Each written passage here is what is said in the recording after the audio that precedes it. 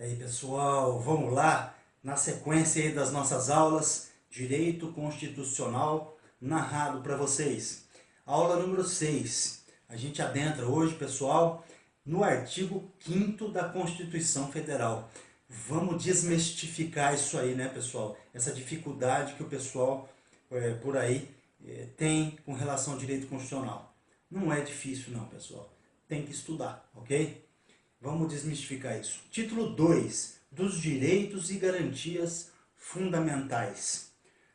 Há 78 incisos que os senhores devem aí conhecer para poder cravar as alternativas nos concursos e provas da ordem. Esse rol desses incisos do artigo 5º é um rol taxativo ou não? Não, pessoal. Não são números apertos, sim clausos, né? Exemplificativo. Esse rol é exemplificativo e, portanto, não limita os outros eventuais direitos e garantias que possam surgir, né, da interpretação da exegese do texto constitucional. Capítulo 1º, dos direitos e deveres individuais e coletivos. Artigo 5º. Todos são iguais. Aqui a gente já abre um colchetes. Toda vez que nós abrimos esse parênteses, colchetes, é porque a gente vai explicar, né? O que está na cor preta é o texto constitucional e cores diferentes. Esse é a nossa padronização para facilitar a vida de vocês. O que está na cor diferente são os nossos comentários, que a gente vem há muitos anos aí colacionando, para que a gente possa apresentar hoje para vocês e facilitar a vida de vocês nas provas e concursos públicos. É um princípio universal. Esse princípio da igualdade está na Declaração dos Direitos do Homem, Revolução Francesa. Trata-se de igualdade formal ou jurídica. Já já a gente vai fazer a distinção entre a igualdade chamada material e com a igualdade formal. A isonomia material, ela só vai ser alcançada aí a partir da segunda geração ou dimensões, né, dimensão do direito. Tá? Na aula passada, se vocês puderem acessar o YouTube, na aula sobre dimensões ou gerações de direito, a gente fala das 3 principais gerações do direito de Vazac, Karel Vazac. Bom, na sequência, perante a lei, sem distinção de qualquer natureza. Outro parênteses, para vocês não ficarem muito confusos, seria muito interessante que enquanto vocês estiverem assistindo a esse vídeo no YouTube, vocês possam ao lado estar com uma Constituição também na mão para poder estar acompanhando. Se bem que por aqui dá para acompanhar também, o que está em preto é a Constituição. Então, qualquer natureza. Qual seria essa eventual distinção, né? Sexo, raça, trabalho, credo, né? Convicções políticas, que são, tecnicamente, os senhores encontrarão nos concursos públicos a palavra discrimen. Então, discrimen é essa distinção referente a sexo, raça, cor, né? E é isso. Bom, garantindo-se aos brasileiros e aos estrangeiros, sempre cai, questão recorrente em concursos públicos, essa pergunta. Quais são os direitos, se o estrangeiro tem ou não esses direitos que nós temos? Vejam só vocês, no CAPT é interessante memorizar, e a gente volta a falar sobre as mnemotécnicas, é importante que vocês guardem a vida, né? Vamos voltar aqui, aos brasileiros e aos estrangeiros residentes no país, tá? Residentes no país. A inviolabilidade do direito à vida, a liberdade, a igualdade, a segurança e a propriedade. Ah, quer dizer, professor, estrangeiro residente no país, quer dizer que se não tiver residente no país eu posso matar o estrangeiro? Não, não é isso. Não é isso. A Constituição Federal, ela tenta fechar, mas a gente lembra lá no comecinho dessa mesma aula que esses direitos e garantias, evidentemente, eles não são fechados, né? É só um rol exemplificativo para limitar os poderes do Estado. Vejam vocês. Bom, um mnemônico para vocês, vida LISP, né? Vida LISP, ou seja, vida, liberdade, igualdade, segurança e propriedade. Mas precisa, professor Caldeira, precisa guardar. Isso cai em concurso? Não, despenca. Não cai em concurso, despenca, né? Que a gente brinca em sala de aula. Por quê? Porque normalmente, eu falei isso várias vezes aqui, né, nessas videoaulas, essas perguntas que caem, elas são muito repetitivas, caem num concurso, né? Depois ficam 2 concursos sem cair. Aí depois a banca não é muito, vamos dizer assim, né? As bancas são repetitivas, elas não têm tanta ideia para coisas novas, né? Mesmo porque os institutos jurídicos, eles são os mesmos, né? São os mesmos. Veio o Código Civil, mas os institutos jurídicos, quando a gente fala instituto jurídico, por exemplo, o casamento, o testamento, na essência eles continuam os mesmos, tá? Então as perguntas, muda-se aí o pano de fundo, né, do teatro, vamos dizer assim, mas a peça, a essência da peça continua a mesma, perfeito? Então, observação, há 4 parágrafos no final do artigo 5º importantíssimos. Esses 5 direitos fundamentais são concretizados nos 78 incisos do artigo 5º. Como lembra o professor Marcelo Novellino, que a gente indica também para vocês. Termo vida, tá? Então existe a tutela da vida nesse inciso. Teorias, várias teorias, pessoal, legal saber. Teoria concepcionista, evidente que, dependendo do doutrinador, haverá mais ou menos, a classificação será mais abrangente ou mais restrita. Essa aqui são as principais, pelo menos. Teoria concepcionista, adotada aí no Pacto de San José da Costa Rica, que é considerado uma norma supralegal hoje, né? Como a gente já falava em outras oportunidades. Acima das leis federais, mas abaixo da Constituição Federal, que já falado em outras aulas. Teoria da nidação. Teoria da nidação. Terceira, a gente já vai falar direto a que foi adotado, que é do sistema nervoso central. A terceira teoria, que pelo menos é a mais adotada, tá? A gente não pode ser taxativo, né? Mesmo porque, pessoal, não existem direitos constitucionais absolutos. Nem a vida, hein, pessoal? O Estado pode matar? Pode. No Brasil, sim. Pena de morte? Pode, pessoal. Em situação de guerra, mais pra frente a gente vai falar com vocês. É possível, cair em concurso também. Terceira teoria, então, é o argumento que a vida teria início com a formação do sistema nervoso central. Esse entendimento foi adotado, foi o fundamento adotado há pouco tempo, na ADI 3510 a respeito dos fetos anencéfalos, né? Possibilitou-se o estudo das células tronco embrionárias. Vocês lembram que foi até para a televisão, foi televisionado, enfim. É muito importante que a gente saiba isso para concurso público. O que é vida para o meio jurídico? Se não tem cérebro, não há vida.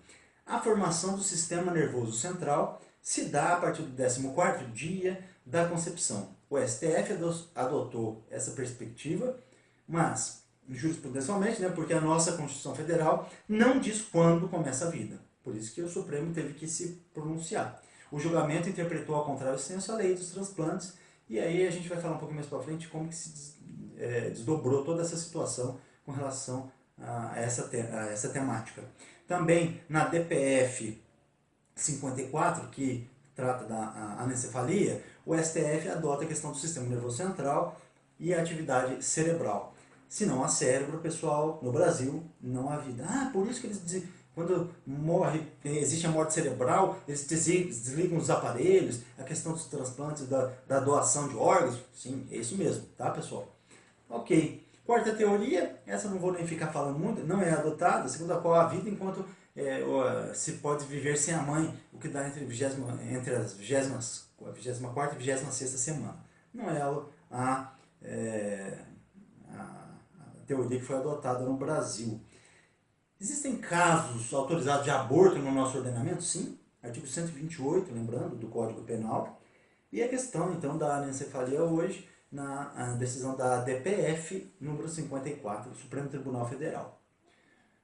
Mnemônica, então, agência sobre os 5 direitos fundamentais, né, desse artigo 5º, né? A gente pode fazer uma brincadeira. Lembra assim, ó, vida, por quê? Primeiro, direito mais básico, principal do ser humano é a vida. Depois, ele cresce e ele quer o quê? Liberdade, né? Isso é até um amigo nosso que dá aulas também, um professor, colega nosso, fala dessa forma. Eu achei interessante e estou repassando para vocês. Liberdade. Conquistando sua liberdade, você luta por quê? Pela igualdade, não é isso? Dos direitos que você constitui. Aí você constitui sua família, você quer o quê? Propriedade. Né? Aí você compra carro, sua casa, enfim. E depois você quer o quê? Segurança para guardar tudo isso. Brincadeira à parte, mas guardem isso para concursos públicos, pessoal. Vamos lá. Súmula 683, galera do YouTube. O limite da idade para inscrição em concurso público só se legitima em face do artigo 5º, 30 da Constituição Federal, quando possa ser justificado pela natureza das atribuições do cargo a ser preenchido. Princípio daí da isonomia que traz esse artigo e esse inciso. É uma das pilastras da nossa Constituição Federal. Né? Importante se diga isso, ao lado do princípio federativo. Já caiu em vários concursos públicos e é um tema recorrente. A quem esses direitos fundamentais são garantidos? Pela literalidade, são garantidos aos brasileiros, natos e naturalizados, depois do artigo 12, né? E estrangeiros residentes no país. Um estrangeiro turista tem esses direitos? Até brinquei agora há pouco atrás. O professor José Afonso da Silva tinha o seguinte entendimento: estrangeiros não residentes não poderiam invocar os direitos mencionados. Eles deveriam invocar os tratados internacionais de direitos humanos aos quais o Brasil seria signatário. Um entendimento amplamente majoritário, no entanto, é de que deve ser feita uma interpretação extensiva, como eu já havia falado, desse dispositivo, de forma que alguns direitos básicos sejam assegurados a todos aqueles que se encontrem no território nacional. A jurisprudência também tem esse entendimento hoje no Supremo Tribunal Federal. Se a dignidade é uma qualidade intrínseca a todo ser humano, e se os direitos individuais são aqueles que a protegem mais diretamente, não se pode deixar de assegurá-los a um indivíduo simplesmente em razão da sua nacionalidade. Seria um absurdo, né, jurídico. Pessoa jurídica, pessoal, pode invocar direitos fundamentais? Será que pode? Vamos ver? Sim. STJ, súmula 227, por exemplo. A pessoa jurídica pode sofrer dano moral, pessoal. É isso aí. Pessoa jurídica de direito público, Estado, poderia invocar esses direitos? E a pessoa jurídica de direito público? Esses direitos foram criados, resposta, para proteger os cidadãos dos poderes do Estado. Hoje, as pessoas de direito público também podem invocar alguns direitos e garantias, né? Notadamente os de caráter de procedimento, etc. Né? Estudo do direito fundamental é igualdade. Qual é a diferença de igualdade jurídica e igualdade formal? Jurídica ou formal? É o tratamento isonômico conferido a todos os seres numa mesma categoria. Qual que é o dispositivo? O artigo 5º que a gente está vendo com vocês.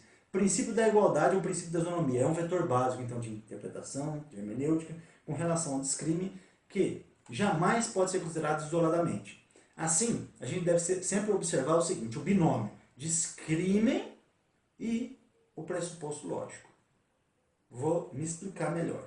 O binômio descrime, elemento de descrime é de discriminação, sexo, raça, cor, né? Tem que ser inerente à pessoa, sexo, altura, cor, olhos, e tem que haver, para poder haver essa viabilidade da distinção, né? de você conferir direitos diferentes, por exemplo, a pessoas de sexo diferente, de cores de olhos diferentes, etc., de altura diferente, se seria justificável, aí o descrime pressuposto lógico, né? Segunda parte do descrime e pressuposto lógico, se seria isso justificável ou não.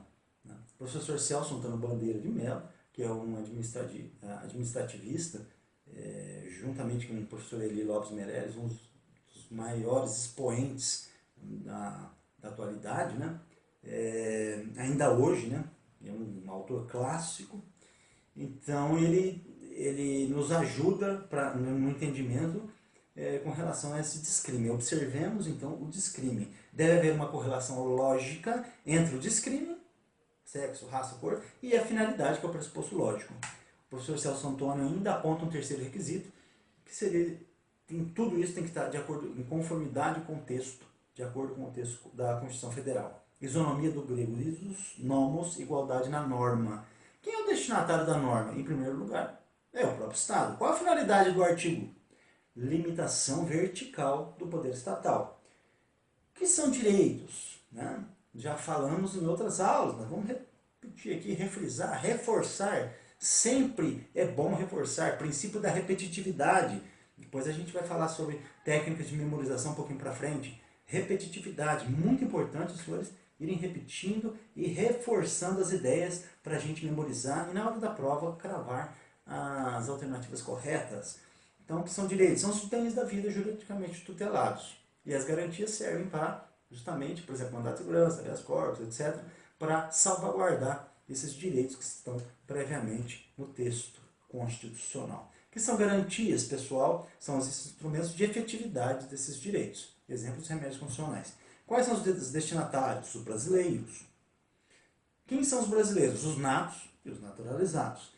Pessoas jurídicas são beneficiadas? Já falei, sim. Em relação ao artigo 5º, qual a igualdade que se pretende? Formal ou material? Falamos também. Referência ao princípio da igualdade formal. Formal. Né? E por quê? O que é igualdade formal jurídica? É a igualdade perante a lei. A lei. Por isso que fala lá atrás, todos são iguais perante a lei. Essa é uma igualdade de forma formal. A igualdade material não existe? Olha, basicamente a Constituição prevê, sim, a igualdade formal. Parte da doutrina, alguns doutrinadores eles falam sim, a igualdade material também em alguns pontos do direito constitucional, do texto constitucional, também são salvaguardados. Né? Mas eu queria que vocês guardassem isso. No texto do artigo 5º, lá, no caput, e inciso primeiro, o que está sendo guardado, tutelado, é a igualdade formal. Não é que todo mundo tem que ser igual a outro. Isso seria igualdade material. Não, é apenas formal, que é perante a lei. O princípio da igualdade formal ou jurídica é adotado nas constituições ocidentais, né? Como diz o professor Alexandre de Moraes, hoje nosso ministro, né? Nosso ministro. Ok, vamos lá. O que é o princípio da igualdade material ou igualdade real ou igualdade fática? É igualdade de condições, de aptidões. No entanto, aqui há um plus em relação à igualdade formal ou jurídica. O Estado aqui vai atuar para concretizar as igualdades. Por exemplo, o Estado, garante habitação para todos, indiscriminadamente. Qual é o princípio referente às igualdades adotado pelo Brasil? A regra é a igualdade formal, como já disse, ou jurídica. Segundo a parte da doutrina, há exceções onde foi adotada a igualdade material, por exemplo, no caso da saúde, ensino básico. Quais as finalidades do princípio da igualdade? Proteção, então, contra o arbítrio do Estado, além de 3 outras. Limitação do legislador, ao legislador, limitação ao intérprete, senão o intérprete poderia atingir finalidades espúrias, divergentes do texto, das finalidades do texto constitucional, limitação ao particular. É interessante isso aqui. Aristóteles em primeiro lugar e Rui Barbosa depois. Vejam só, para que se atinja a justa igualdade, os desiguais devem ser tratados desigualmente na medida das suas desigualdades. Interessante, é legal guardar isso para que vocês possam, aí, na hora do concurso público, ter argumentos. Quem lê muito, quem lê bastante, vai ficando recheado de argumentação jurídica, fica mais fácil para você descortinar, às vezes uma pegadinha de prova, às vezes até por eliminação. Durante as nossas aulas nesse curso que a gente está falando, da Constituição narrada, artigo por artigo, inciso por inciso, a gente vai devagarinho enxertando esses conceitos para os senhores e essas dicas de concurso e provas da ordem. Questões relevantes a respeito da igualdade. Idade máxima e mínima. Isso cai muito em concurso também. Né? Para concursos públicos. Né? É possível o edital prever uma idade máxima ou mínima? Bom, idade máxima para o concurso público haveria uma finalidade lícita. Lembra do pressuposto do discrimen? Né? Discrimen, pressuposto lógico. Finalidade. Vamos verificar. Não, idade máxima não. O STF e o STJ já decidiram que seria inconstitucional a imposição de por exemplo, idade máxima para concursos públicos. A idade máxima só seria possível se tiver relação com a finalidade a ser exercida. Por exemplo, não se pode admitir um salva-vidas, óbvio, né? Com 70 anos de idade, porque não vai preencher aquele pressuposto do descrime, o pressuposto lógico, a finalidade. É óbvio que uma pessoa de 70 anos, por melhor que ela esteja, ela não pode não conseguir nadar com a mesma força, com a mesma eficácia do que um jovem, né? Um jovem de 18 anos, 20 anos. Né? Idade, e a idade mínima? Finalidade. Tem sim, pessoal. Tem, finalidade. Preenche os requisitos. Por quê? Finalidade. É a maturidade. Um juiz de direito de 18 anos. Fica difícil, porque ele vai ter que fazer, dentre as várias atividades da prestação jurisdicional no país, por exemplo, divórcio, questões de família. Ele nem sabe, né? Não casou, nem namorou direito, né? Se bem que hoje em dia o pessoal está começando cedo, né, pessoal? Vamos voltar aqui. Bom, é isso aí. Aptidões físicas, a gente vai falar só se tiver nexo, então, com as funções a serem exercidas, já falei. Né? Questão da mulher. Em vários pontos do texto constitucional, a mulher é tratada diferente, mas essa finalidade do descrime, né? Pressuposto lógico, finalidade, ela é preenchida. Né? Por exemplo, ela se aposenta 5 anos antes dos homens. Existe um pressuposto lógico? Não caberia perguntar aqui, segundo a doutrina. Né? O professor Cássio, um abraço para o professor Cássio Juvenal Farias, eterno professor que a gente admira e continua lendo até hoje. Né? Não cabe perguntar, porque o legislador constituinte já estabeleceu o descrime. Então não existe necessidade de perquirir isso. Se o legislador estabeleceu o descrime, evidentemente estão preenchidos os requisitos aí. Mulheres de serviço militar, as mulheres eclesiásticos, padres, enfim, párocos, por determinação constitucional, são dispensados do serviço militar obrigatório. Qual é a razão? Qual é o fundamento disso? Será que está preenchido, ou estão preenchidos os requisitos? Vamos ver. A razão é de conteúdo histórico. Haveria necessidade de preservar o próprio Estado. Guarda, porque as mulheres, elas teriam a função de constituir as famílias, enfim. E a razão atual é de ordem política. Artigo 143 da Constituição Federal. Existem pressupostos lógicos que justificam esse descrime? A doutrina, por exemplo, do professor Cássio Juvenal Farias, explica-nos que não cabe perguntar, porque o próprio legislador já teria aí, colocado o descrime no próprio texto, né, constitucional. É isso, pessoal. Atingimos mais um pouquinho, adentramos mais um pouquinho no texto